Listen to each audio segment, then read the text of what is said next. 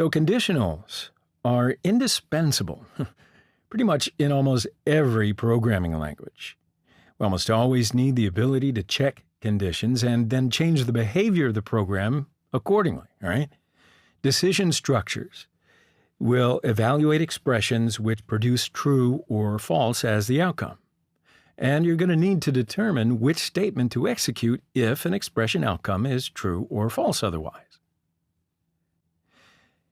So this diagram is the general form of a typical decision-making structure.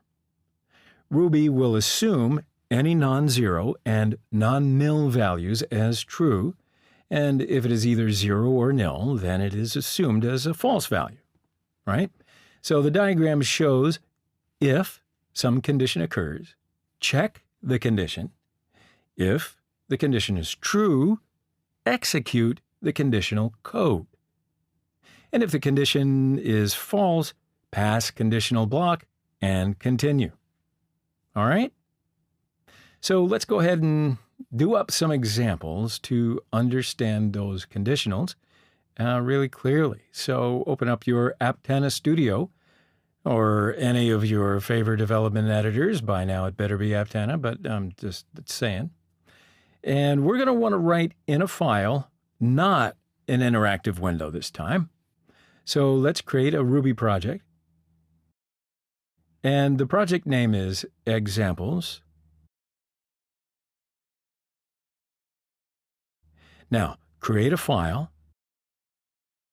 And the file name is conditionals.rb. All right, so now we can begin to start the code. Let's say that we have two variables. A is 5 and B is 4. Conditionals evaluate Boolean expressions. So Ruby has if, else if, and else as the keywords to write conditionals. The Boolean expression after if is called the condition. So if the condition is true, then the intended statement gets executed. If not, nothing happens. So if A is greater than B, puts A is greater than B. First if statement is ready. So let's save it and run the script. Run script shows A is greater than B. Now, if you notice, the editor made an indentation before the print statement. We can actually intentionally make indents with the tab key. Ruby's default indent block size equals the tab key. All right, so let's continue. A second form of the if statement is alternative execution. So there are two possibilities, and the condition determines which one gets executed. If A less than B, else puts A is greater than B. Save it and run it. It shows A is greater than B, else statement is executed. Now, sometimes there are more than two possibilities. This form of the if statements is called chained conditionals. If A less than or equal to B, then puts A less than or equal to B. The syntax: the variable in hash and curly braces to get the value of the variable in the string. Else if A greater than or equal to B, then puts A greater than or equal to B.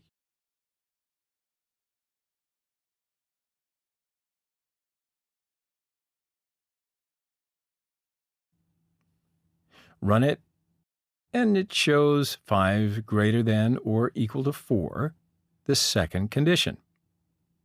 So if we have one more condition, else if A is not equal to B, then puts A not equal to B. So let's run it. It shows the same result, but third if condition is also true, because chained if conditionals are iterative and then evaluated as one big statement. If one condition has occurred, other conditionals will not be executed.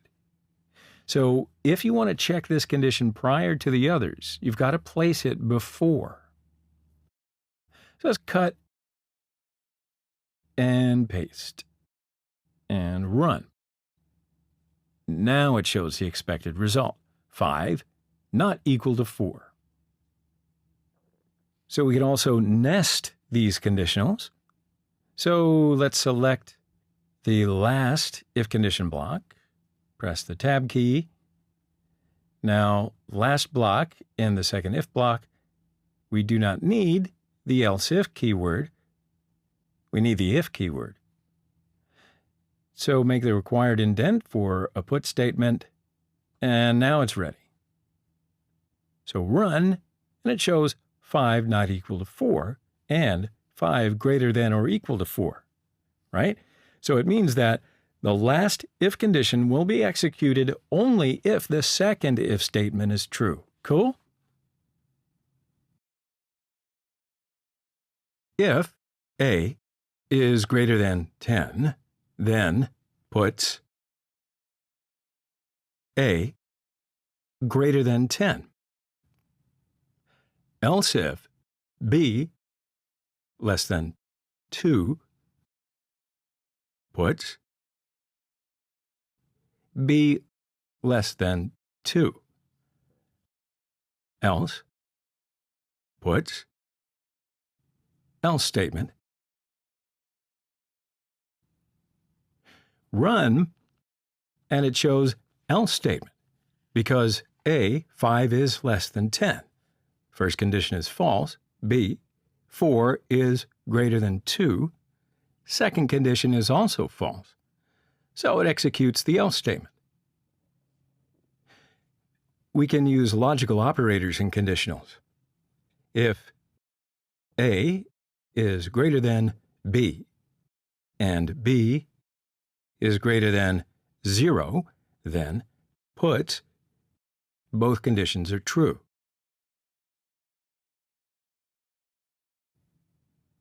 Run, and it shows both conditions are true.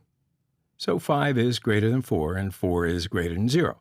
So we get true and true with logical and operator. It results in true.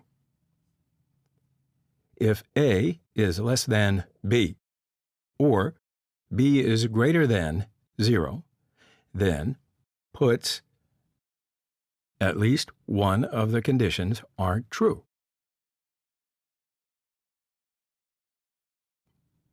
Run, and it shows at least one of the conditions are true. So then, 5 is less than 4. Condition is false. 4 is greater than 0. Condition is true. False or true results with or logical operator, and it gives true.